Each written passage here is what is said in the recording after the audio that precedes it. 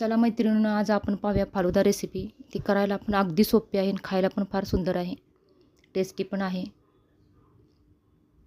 सर्वप्रथम 2 टेबलस्पून सब्जाचे बी घ्या. ते पाण्यामध्ये भिजत टाका. ते काय 5-10 मिनटात लगेच ते फुगून असे छान होतात.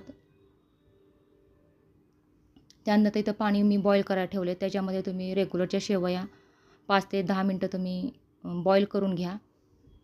त्यानंतर त्यातलं पाणी लगेच ड्रेन करा, म्हणजे ते एकमेकाला चिकटणार नाहीत.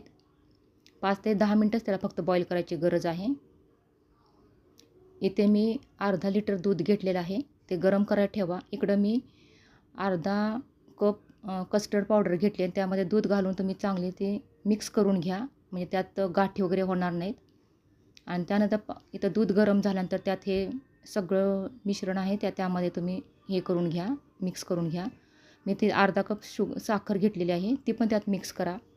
चांगली उकळी येऊ द्या, म्हणजे ते कस्टर्ड छान शिजलं जाईल, चवीला पण छान लागतं. मग इथे 2 ते 3 तासासाठी तुम्ही दूध थंड करायला ठेवा. थंड दूध छान लागतं टेस्टला. हे सगळं गार्निशिंगचं साहित्य आहे. ह्यात सब्जाचे बी, आंब्याचे क्यूब्स आहेत, गुलकंद, टुटी फुटी, शेवया, बदामाचे काप. तुमच्या आवडीप्रमाणे तुम्ही यात काही घालू शकता, जे लहान आपल्या घरी मुलांना आवडतात ते.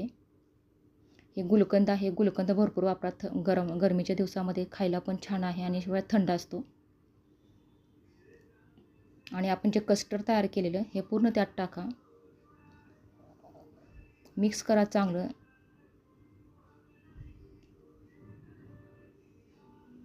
त्यामुळे छान असं त्याला टेस्ट येते. त्यानंतर तुम्हाला आवडत असेल त्यात आईस्क्रीम टाका.